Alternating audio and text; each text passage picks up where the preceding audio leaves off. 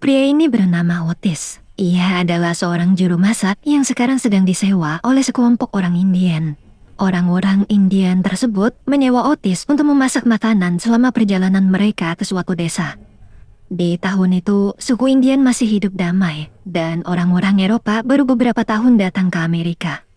Otis di situ melaporkan pada salah satu orang Indian kalau dia hanya berhasil menemukan sedikit bahan makanan di hutan dan tak cukup untuk makan mereka semua.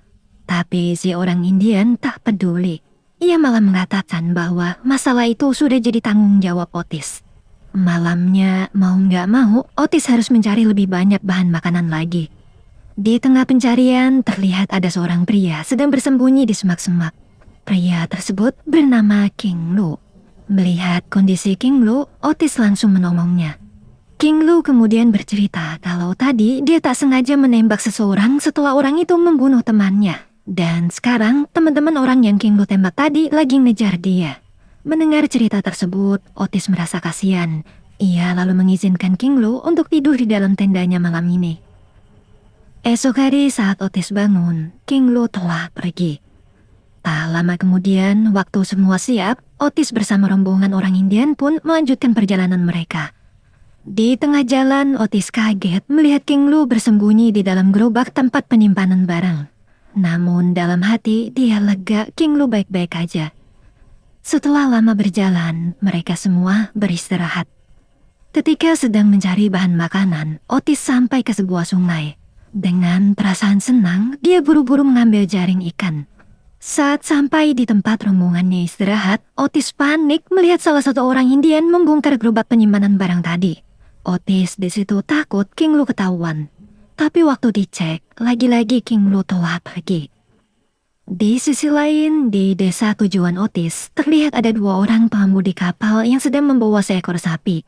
Karena orang-orang suku Indian tak pernah melihat sapi sebelumnya, kedatangan sapi itu pun menjadi bahan tontonan orang-orang di sana. Beberapa saat kemudian, barulah Otis sampai ke desa. Kontrak kerjanya pun selesai dan dia juga telah menerima bayaran. Ia lalu memilih pergi ke bar untuk menghilangkan kejenuhan. Di sana, dia mendengar obrolan orang-orang tentang sapi yang tadi datang ke desa sebelum Otis sampai. Sapi tersebut ternyata didatangkan langsung dari Inggris oleh seorang bangsawan kaya. Tak lama kemudian datang seorang pria membawa bayi. Ketika ada bayi masuk ke dalam bar, salah satu pengunjung di sana pun mengejek dengan kata-kata kasar. Hingga Proper money,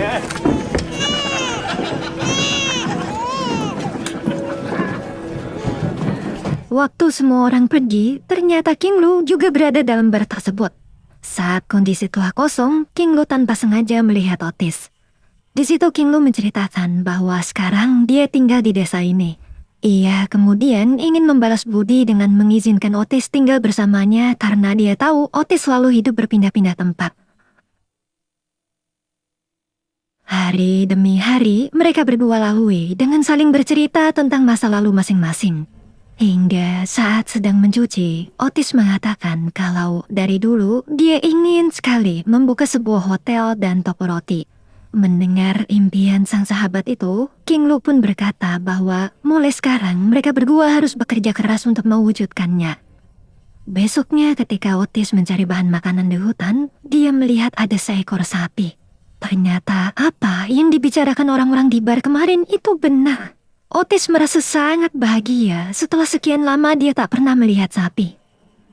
Malam harinya, waktu Otis menceritakan King Lu tentang sapi tadi siang, mendadak Otis teringat sebuah resep kue yang pernah diajarkan temannya saat dulu dia bekerja di toko kue.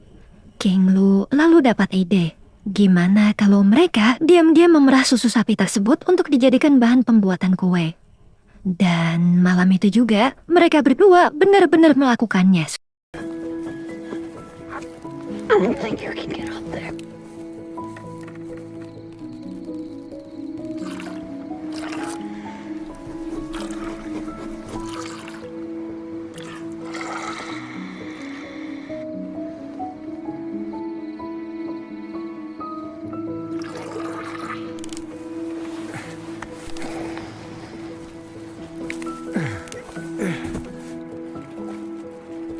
Pagi hari, Otis segera membuat kue dari susu hasil perahannya tadi malam. Waktu King Lu mencicipi, ternyata rasanya luar biasa enak. King Lu pun dapat ide lagi, bagaimana kalau menjual kue tersebut di pasar. King Lu yakin karena rasa kue Otis sangat enak, maka mereka pasti bisa menjualnya dengan harga tinggi. Esok hari, mereka berdua mulai menjual kue buatan Otis di pasar. Setelah lama menunggu, akhirnya ada beberapa orang yang mampir. Lalu ketika mencicipi kue tersebut, orang-orang itu terlihat ketagihan dan langsung memborong semua kue Otis. Malam harinya, Otis bersama King Lu kembali mencuri susu untuk bahan pembuatan kue mereka besok. Namun sayang, karena cuma dapat susu sedikit, Otis jadi tak bisa membuat lebih banyak kue. Esok hari ketika lapak digelar, walaupun harga naik, tapi orang-orang masih tetap rela ngantri demi mencicipi satu kue lezat buatan Otis. Di rumah selesai berjualan, Otis serta King Lu kemudian menghitung semua uang hasil jualan kue 2 hari ini. Melihat banyaknya uang yang mereka dapat, King Lu yakin jika penjualan kue setiap hari habis terus, maka cuma butuh waktu beberapa bulan aja, pasti udah bisa ngebangun sebuah hotel di kota. Mendengar ucapan King Lu, Otis merasa begitu senang, sebentar lagi impiannya akan benar-benar terwujud. Esok hari saat Otis dan King Lu sedang mempersiapkan dagangan, ada salah satu pengunjung minta disisakan satu kue, soalnya sebentar lagi seorang bangsawan kaya akan datang ke sana. Bangsawan yang orang itu maksud ternyata adalah bangsawan pemilik sapi yang susunya selalu mereka berdua curi setiap malam. Bangsawan tersebut bernama Chief Factor. Otis dan King Lu pun kaget. Mereka takut ketahuan karena dari seluruh warga desa, hanya si bangsawan lah satu-satunya orang yang tahu bagaimana rasanya susu. Tapi bila tak menyisakan kue untuknya, pasti para pengunjung pasar akan menganggap mereka berdua tak sopan. Gak lama kemudian, Chief Factor datang. Mau gak mau, Otis harus memberikan kue buatannya itu.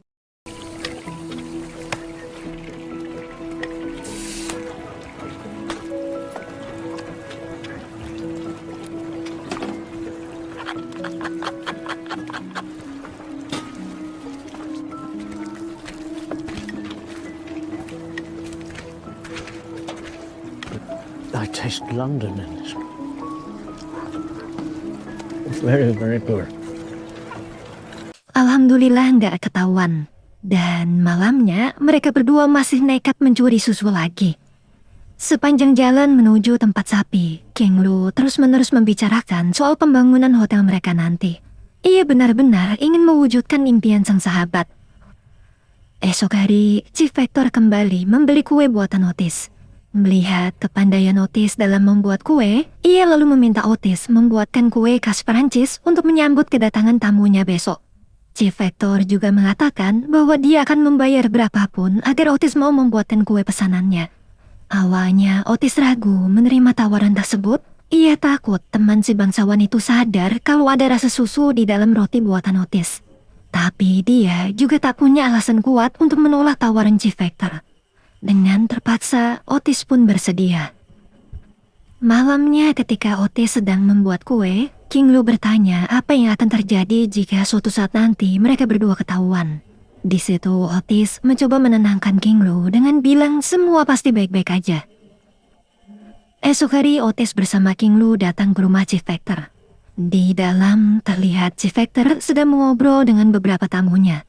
Di tengah obrolan, Chief Factor mengatakan bahwa dia memelihara seekor sapi asal Inggris. Ia kemudian mengajak para tamu melihat sapi tersebut. Di sana, Chief Factor bercerita, dia bingung kenapa akhir-akhir ini sapi peliharaannya cuma bisa menghasilkan sedikit susu. Awalnya dia ngira mungkin sapinya lagi stres. Tapi pas ngeliat tuh sapi jinak dan nyaman dekat sama si Otis, Chief Factor curiga. Setelah pulang, Otis mengatakan pada King Lu, tadi dia merasa Chief Factor udah mulai mencurigai mereka. Namun King Lu masih bersikeras akan tetap terus berjualan kue sampai tabungan cukup untuk membangun hotel di kota. Mendengar keputusan King Lu yang sudah bulat, Otis tak punya pilihan lain selain setuju. Malam harinya, saat sedang mencuri susu, Otis dan King Lu tak sadar kalau di dalam rumah Chief Factor masih ada seorang pelayan belum tidur. Si pelayan masih membereskan rumah setelah acara tadi siang. Waktu mau tidur, dia baru ingat kucing peliharaan Chief Factor masih di luar rumah. Sedangkan di atas pohon, King Lu yang melihat ada seorang pelayan keluar, dia langsung menyuruh Otis berhenti. Tapi tiba-tiba dahan pohon King Lu patah hingga membuatnya jatuh cukup keras. Mendengar suara tersebut, si pelayan bergegas membangunkan semua orang di dalam rumah. Ketika diperiksa, mereka menemukan ada sebuah bangku di sebelah sapi. Kecurigaan si Vector selama ini ternyata benar bahwa Otis dan King Lu telah mencuri susunya. Ia lalu memerintahkan semua orang mengejar mereka berdua.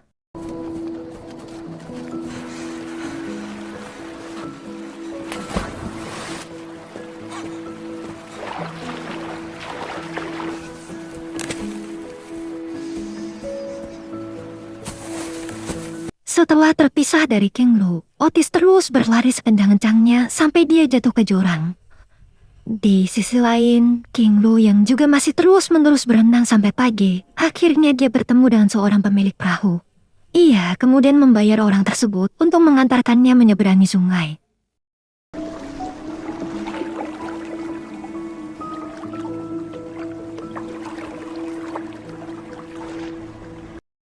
Sedangkan Otis terlihat baru terbangun di rumah orang tak dikenal. Ternyata tadi malam orang itu telah menolong serta mengobati lukanya. Namun karena dia tak bisa bahasa Inggris dan Otis juga nggak ngerti bahasa Indian, Otis pun memilih kembali tidur. Esok hari saat kondisi rumah kosong, Otis segera pergi dari sana. Dengan sekuat tenaga, dia berusaha mencari jalan arah ke rumah King Lu. Sementara King Lu yang udah sampai rumah duluan, ia langsung mengambil kantong berisi semua uang tabungannya. Tapi sayang, kantong itu malah nyangkut dan jatuh. Sebelum sempat diambil, para anak buah si Vector datang lalu menghancurkan seluruh barang-barang di rumahnya. Ketika mereka pergi, King Lu merasa begitu sedih. Rumahnya kini telah hancur.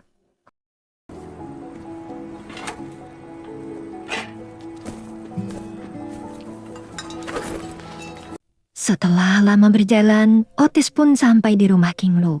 Dan betapa kagetnya dia saat melihat seisi rumah hancur. Tak lama kemudian, King Lu datang. Mengetahui sang sahabat masih baik-baik aja, Otis pun lega. King Lu di situ mengatakan kalau keadaan sudah tak aman lagi, lalu mengajak Otis untuk segera pergi dari desa. Sepanjang perjalanan, kedua sahabat tersebut saling menguatkan satu sama lain. Namun karena kondisi Otis sangat parah, ia sudah tak sanggup lagi meneruskan perjalanan dan meminta beristirahat sebentar. Melihat kondisi fisik sahabatnya yang semakin melemah, King Lu mulai sadar. Di momen itu, dia merasa bahwa uang tak lagi penting. King Lu pun perlahan berbaring di samping Otis. Kemudian berkata, apapun yang terjadi nanti, dia akan selalu menemani Otis.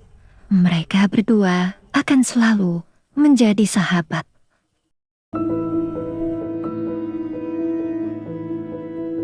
Berpuluh-puluh tahun berlalu, terlihat ada seorang wanita sedang bermain bersama anjingnya di taman. Tiba-tiba anjingnya berlari ke sebuah pohon, kemudian menggali tanah di sana.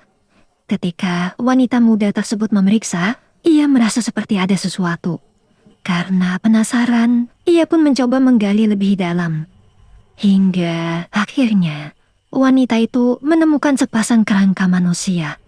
Kerangka Otis dan King Lu puluhan tahun lalu. Film pun berakhir.